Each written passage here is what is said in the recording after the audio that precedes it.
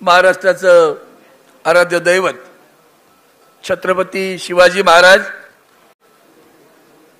भारतीय घटनेचे शिल्पकार भारतरत्न डॉक्टर बाबासाहेब आंबेडकर, आणि ज्यांनी तुम्हा आम्हाला घडवलं, संघर्ष करायला शिकवलं, मात करायला शिकवली, ते वंदनीय हिंदू हृदय सम्राट शिवसेना प्रमुख श्रीमान बाळासाहेब ठाकरे, तुम्हा आम्हा सर्वांच्या लाडक्या मा स्वामीनाथराई ठाकरे आणि ठाण्याचे सर्वस्व स्वर्गीय आनंद दिघे साहेब यांना श्रद्धांजली अर्पण करतो, अभिवादन करतो। आणि आज या वैशिष्ट्यपूर्ण मेळाव्याला उपस्थित शिवसेना नेते, सामनाचे कार्यकारी संपादक संजय राऊतसाहेब आणि व्यासपीठावरील सर्वच सन्माननीय नेते, पदाधिकारी, उपस्थित निष्ठावंत आणि कडवट बांधवांनो, भगिनींनो, मातांनो, कुणाला तरी वाटलं की आपला 7-12चा उतार आहे ठाणे म्हणजे, त्यांना आज कळलं असेल। बरेच दिवस जरा शांत चालू आहे।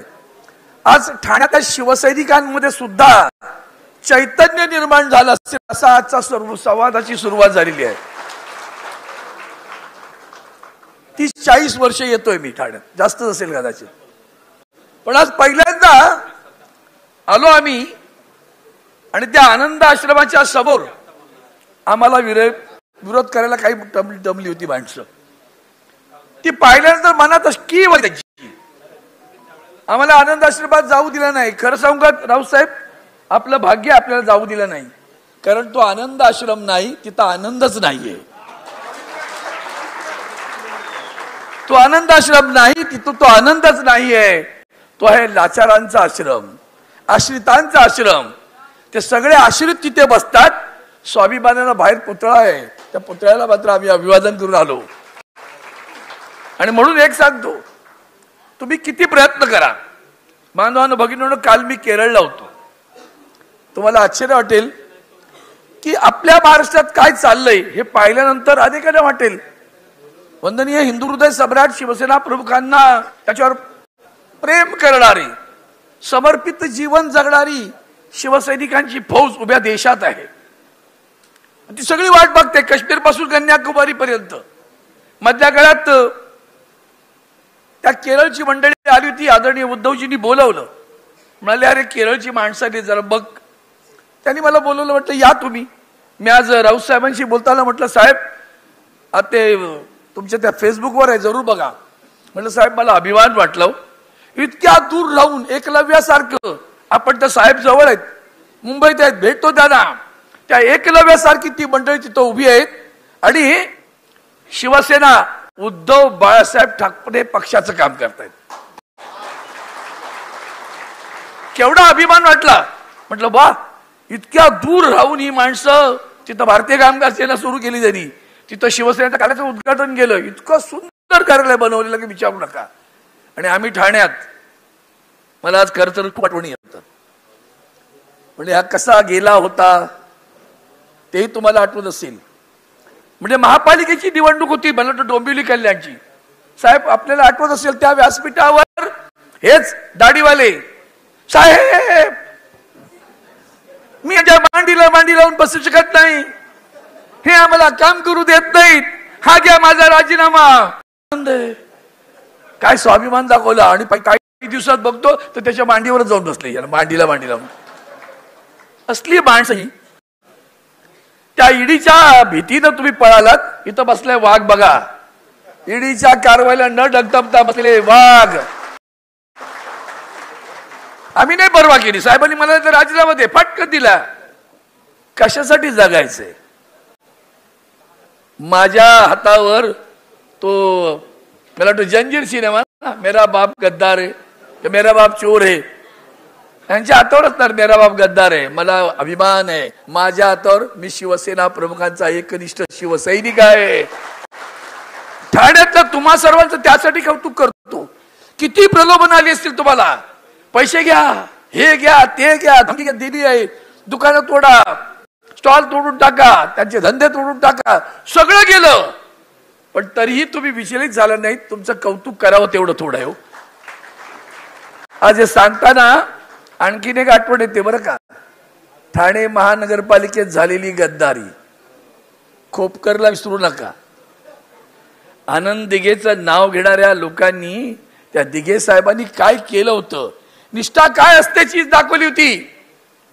ते दिघे साहेब कुठं आणि दिल्लीश्वरांचे पाय छेपणारे तुम्ही कुठं.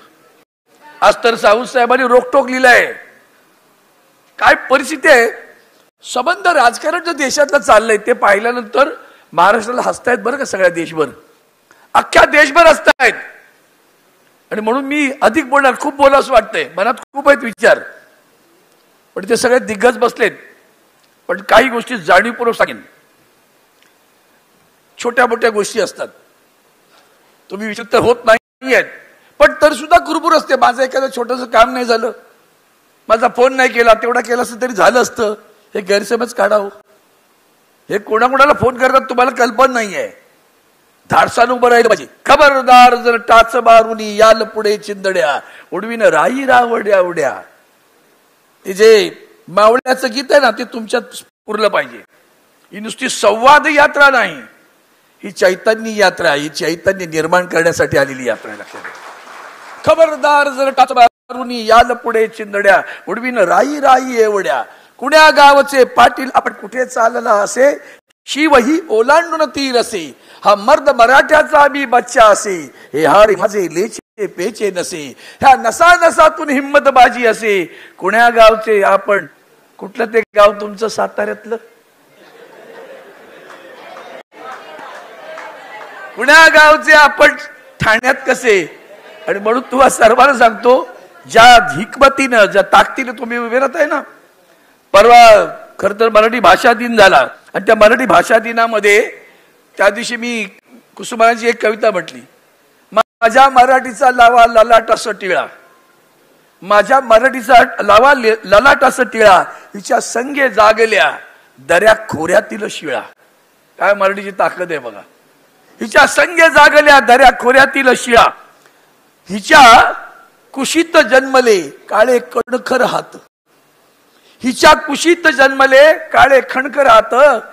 ज्यांच्या दुर्दम्य धीराने मृत्यूवर केली ही मात.